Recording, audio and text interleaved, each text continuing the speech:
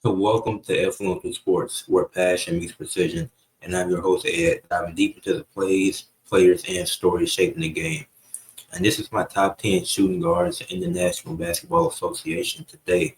So to get started with the criteria for how I'm ranking these shooting guards and the five things that I find the most important when it comes down to it. Obviously, three-point percentage is going to be important. It's called shooting guard for a reason. And shooting guards are typically the ones to take the most threes out of any position and ball handling. I think some of these guys, some of them are secondary playmakers, and some of them are even better than the primary playmaker on their teams. So being able to handle the ball is equally important as well. Obviously, it's not a top priority, but it is something that should be prioritized from a shooting guard. A playoff progression, this has been said for each position that I've done. How well you play in the playoffs matters. Mid-range shooting, because shooting isn't just about threes, but can you shoot the mid-range as well? And then perimeter defense, you see a lot of 3-and-D guys at the shooting guard, small forward positions. So I think that's going to be important as well. So getting started with just one honorable mention. This guy's been a journeyman the last few years from 2023 to 2025, and that's Malik Beasley and also I take a 3-year sample size. I've said this multiple times. I feel like it's the best way for me to gauge players. It shows the most consistency and shows how well they either progress or regress. And Malik Beasley it's only a compliment as being being runner up for 6 man at a year, dealing with 4 different teams, put up averages of 14 points per game, but 13 points per game, just 1.5 assists, and shooting 39% from 3 on 8 attempts per game. Like he got the 3-point percentage, but the free throw percentage isn't the highest. The field goal percentage is only 42% in these last few seasons. 70% free throw shoot as a shooting guard. Doesn't give you much playmaking, doesn't really provide much on the defensive end of the ball. So Malik Beasley, he comes in as an honorable mention, and hope, and he was proven not guilty at whatever was going on with that, with legal stuff. But then even in the last few playoffs, hasn't done much of anything. Like he's even with the Bucks and Lakers when he got very minimal chances there, but then with the Pistons when he got his big chance in the playoffs, so there in a very embarrassing moment. And that a moment alone doesn't hold him down. But when I look at the other guys on this list, it's hard for me to put him above them.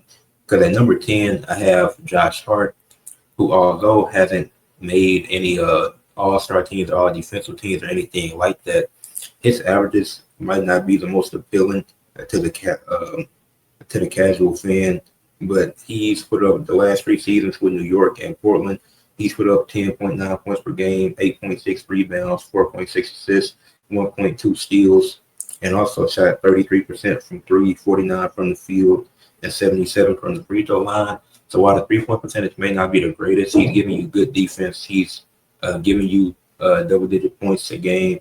His average went up. He improved from 9.4 points per game last season to averaging 13.6 this past season. And he's one of, if not the best rebounding guard in the league. Russell Westbrook is still in that conversation. I don't know if he's been signed to a team yet, but if Russell Westbrook isn't, then Josh Hart will take that title as the best rebounding guard in the league because and he can play shooting guard and small forward, play small forward the last few years, transition back into a shooting guard, and he's playing on a consistent level and playing 76 games in 2023, then 81 in 2024, and then 77 this past season. So he's always available. He's giving you good defense. He's had a good playoff run, and that's his specialty when it comes to defense. So, and then he's been in the playoffs these last 3 years with the Knicks, providing and proving what he can do, averaging double-digit points in each playoff run he's been on with the Knicks, averaging 12 points per game in these runs, in these 3 postseasons, and putting up 12 points per game, steal per game, 3.9 assists, 9.3 rebounds. He had one in 2024. He averaged 11.5 rebounds in that playoff run in which they were eliminated in the second round versus the Pacers, and he's also shot 35% from 3, almost 36, better than his regular season field goal percentage to 3-point percentage these last few years. So he's been able to step up and been able to provide good defense for them and just be very solid. So Josh Hart is who I have my number 10. Then at 9, I have a guy who just made his first ever All-Star team, and Tyler Hero, a one-time All-Star now in the last 3 seasons, shot 45, 38, 89 splits on 8.3 threes per game, 21.8 points per game, 4.8 assists, 5.3 rebounds. I give him credit for improving his playmaking, which is something that I didn't expect to see from Tyler Hero, but with Jimmy going out the door and him being able to improve that over those years, it's been very impressive in my eyes. But his playoffs has been disappointing, as he's had in 2023. He only played one game due to an injury. In the 2024 and 2025 back-to-back first-round exits, with 17, 4 and 4 averages on 39, 33, 85 splits. So while Tyler Hero, he has a bag and he brings it to you all defensively, like you can't just ignore 22 points per game, but he's not giving you a consistent. He's not giving you a really good defense. Like he did improve his playmaking, which I credit him for being a shooting guard. But I think it's important for shooting guards to develop that ability, especially when your point guard may be out, and a team like the Heat who didn't have a point guard really. So I give him credit for that. But I feel like he's just the ninth best shooting guard in the league. At number 8, I have Zach LaVine, who hasn't been an All-Star, which is very surprising to me, and hasn't been in the playoffs, which is why I can't put him any higher than this. It's like I said, I value playoff progression, and you can't get to the playoffs, then what can you prove to me that should put you higher on this list? So 8 is the highest I can go for Zach LaVine, at 23.4 points per game, 4 assists, 4 rebounds on 49, 40, 80 splits, and he's shooting 40% from 3 on 7.1 3-point attempts per game in the last 3 seasons. So, and it has been surprising that he hasn't been an All-Star. Like there's definitely a year or two you could argue maybe Zach LaVine should have been in here. And things got tricky in the East with him being with the Bulls, then getting traded to the Kings. But Zach LaVine, no playoff appearances, and the last time we did see him in the playoffs, it didn't go too well. Then at number 7, I have Norman Powell, who had 2 top 5 6-man of the year finishes in the last 3 years, shooting 41.9% from 3 on 5.6 attempts per game, also shooting 48% from the field and 81 from the free throw line. And then this 17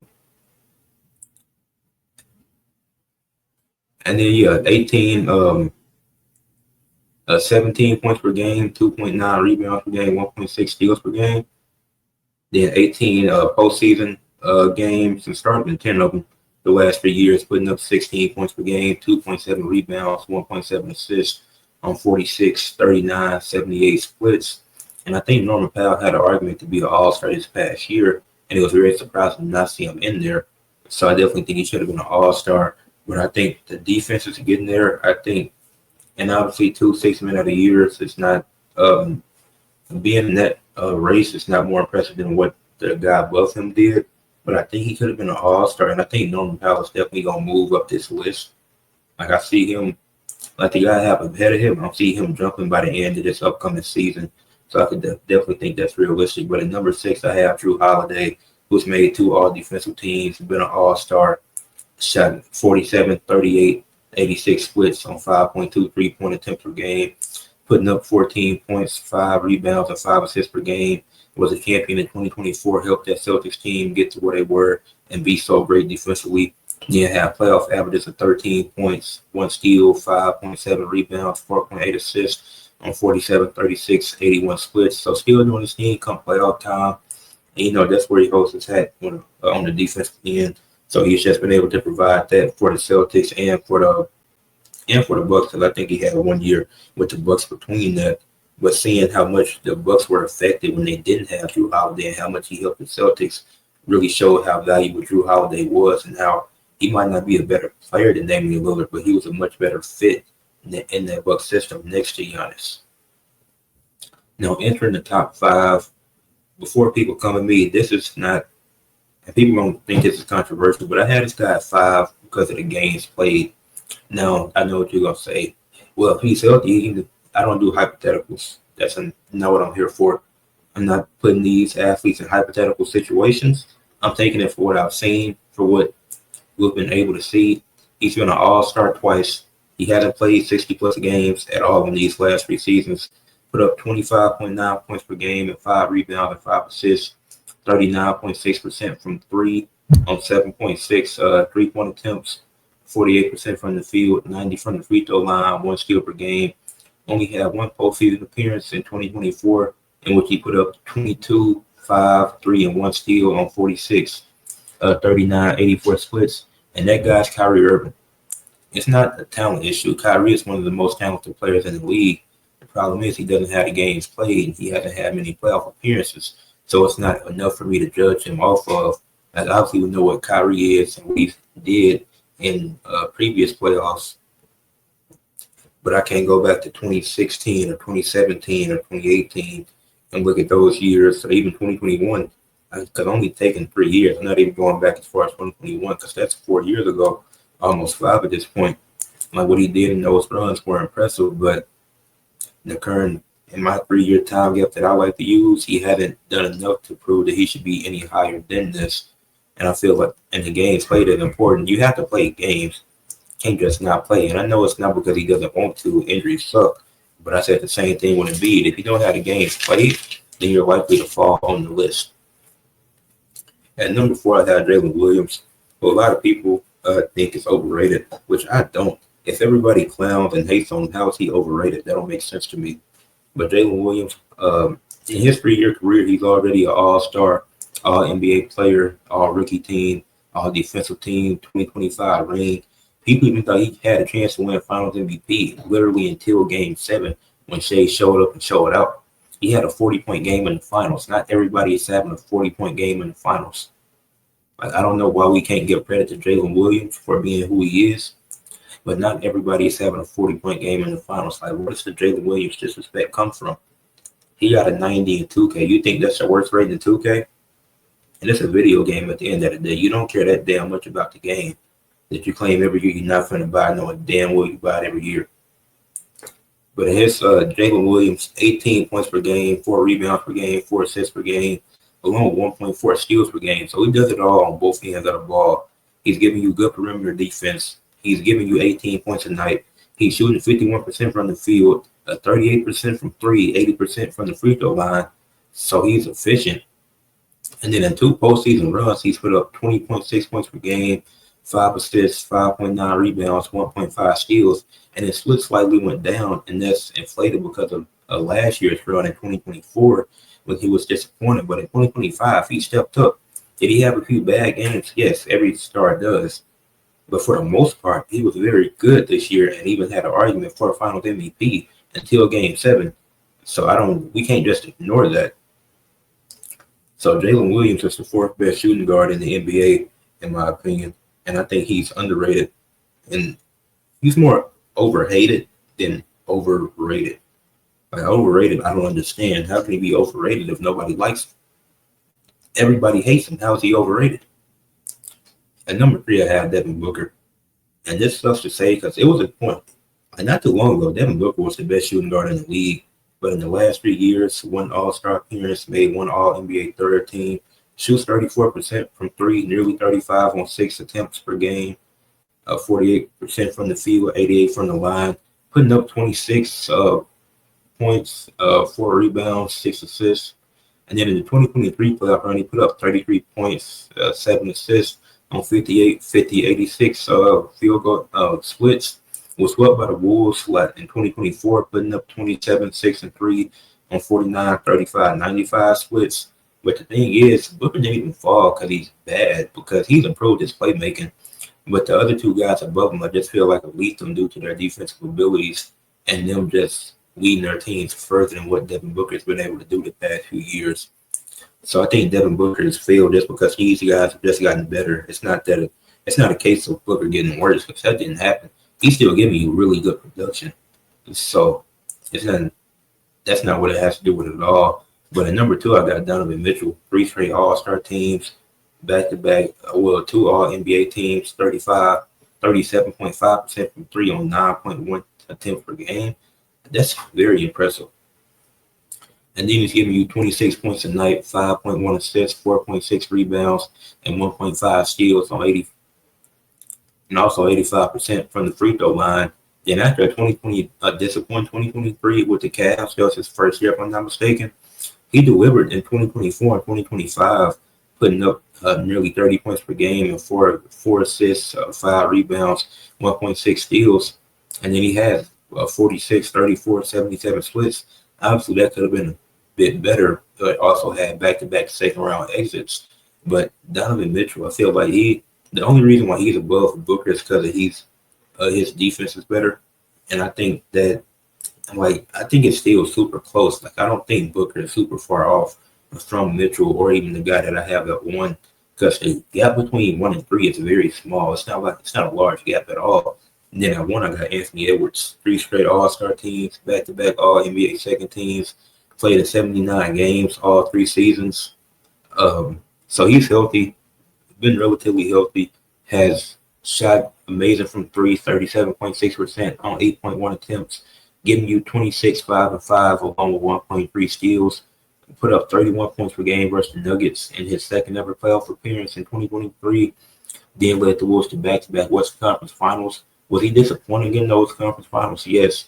But you can't take away the fact that he led them there and had performances to get them to that point, and that they were almost in the finals. Getting to the conference finals alone is impressive. Like, only 2 teams get to the finals. Only 4 get to the conference finals.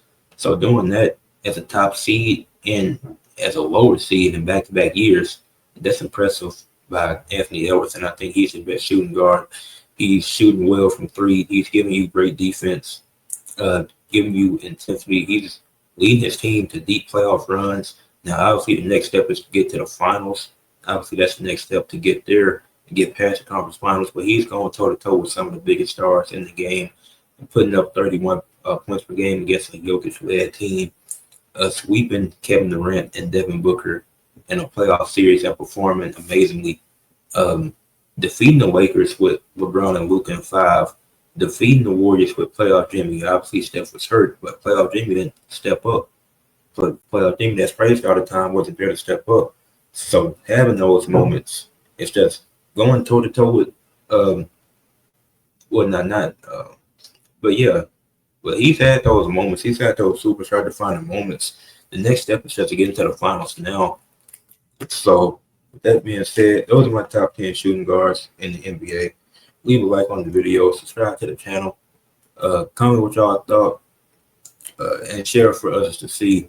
Like I said, at 1, got Anthony Edwards, 2, Donovan Mitchell, and 3, Devin Booker, 4, Jalen Williams, 5, Kyrie, 6, Drew Holiday, 7, Norman Powell, 8, Zach LaVine, 9, Tyler Hero, 10, Josh Hart, and honorable mention, Malik Beasley.